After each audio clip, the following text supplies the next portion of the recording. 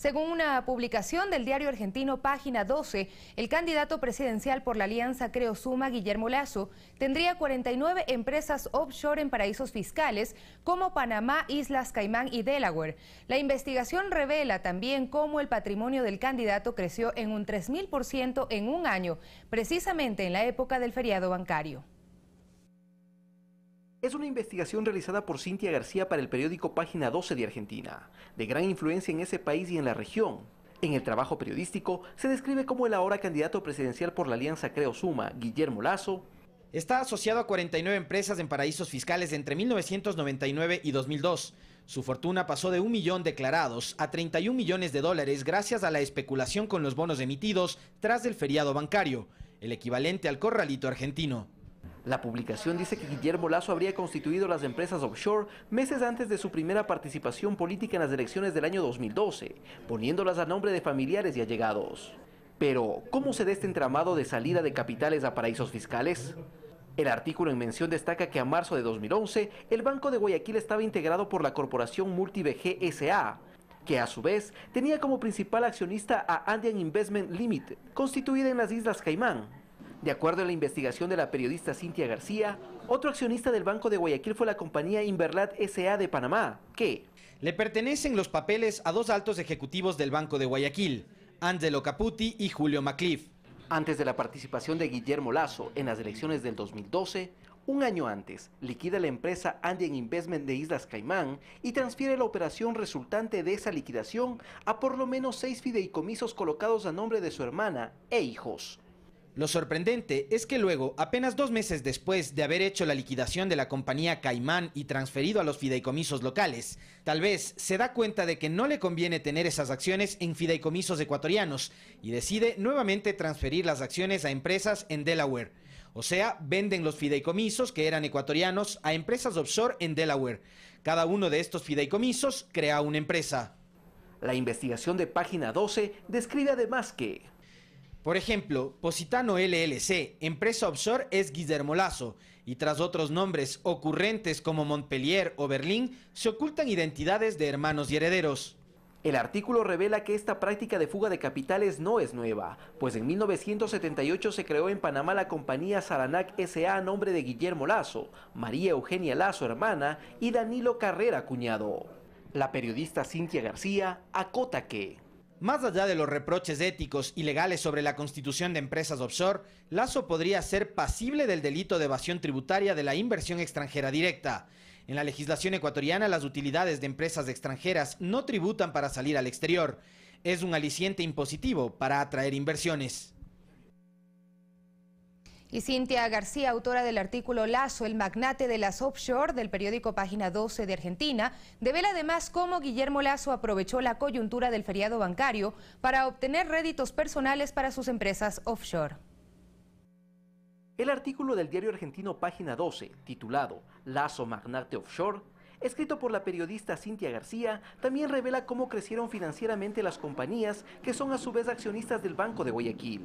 En el 2002, según la Superintendencia de Compañías, Andean Investment integra el listado de accionistas con un aumento de capital de 31 millones de dólares. Esta misma empresa en el año 1999 tuvo un registro de $1 millón. ¿Qué motivó que en apenas 3 años Andean Investment registre un aumento de capital de 30 millones de dólares? La periodista de Página 12 relaciona este hecho con movidas financieras durante el feriado bancario. La investigación apunta a que los bancos emitieron entonces unos certificados de depósito, CDR, comprobantes de que la persona tenía una cantidad determinada de dinero en su cuenta, pero no los podía retirar. Los banqueros empezaron a especular con esa desgracia social y los bancos recompraron los certificados a un 40 o 50% de su valor. Beneficiario de esa usura, Lasso fue un buitre interno contra los mismos ecuatorianos a los que ahora les pide el voto. A juicio de la autora de este artículo, el entramado de cómo Guillermo Lasso aprovechó esta coyuntura entre los poderes político y financiero se centra en que fue el propio Estado, en la presidencia de Maguad, el que hizo el salvataje bancario y le recompró a la banca estos certificados de depósito al 100% de su valor, quebrando así la banca pública. La publicación puntualiza en contexto que En esos años, Guillermo Lasso era el accionista con el 58% de Andean Investment, la empresa que fue creciendo gracias a la usura en la compra de los certificados de depósito a los ecuatorianos que fueron víctimas de esas políticas neoliberales.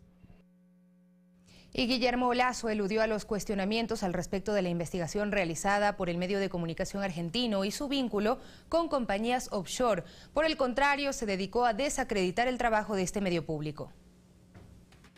La investigación pone en evidencia cómo Guillermo Lasso, mediante un entramado, buscó perennizar su fortuna mediante 49 empresas offshore, distribuidas en las Islas Caimán, Panamá y Delaware, considerados paraísos fiscales, dinero que en los últimos años habría ocultado con testaferrismo empresarial.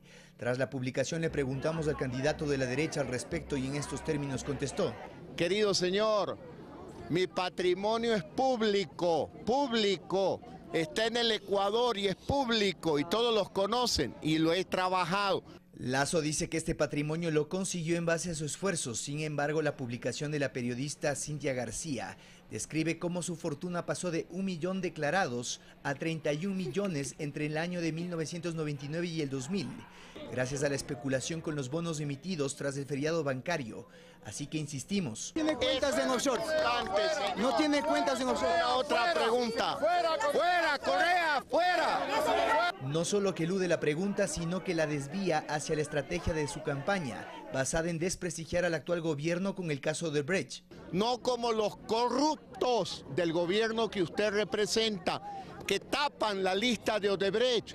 Vaya e investigue la lista de Odebrecht. Cuando tanto Lasso como todos sus interlocutores conocen sobre las cláusulas de reserva que Estados Unidos y Brasil mantienen en esta investigación, sus declaraciones identifican y desacreditan la labor de los medios públicos y asusa el linchamiento mediático. Él es un periodista de un medio público, de los que me linchan mediáticamente. Sin embargo, esa figura consta en una ley de comunicación que ofertó derogar, pero sus expresiones generan efecto entre sus simpatizantes que agreden verbalmente nuestro trabajo. ¡Qué estúpida pregunta! Al final no hay respuesta. Lasso elude las conclusiones de una investigación que revela el millonario patrimonio que tienen paraísos fiscales y que, según Página 12, se camufló entre sus familiares, evidenciando su falta de confianza en el país que pretende gobernar.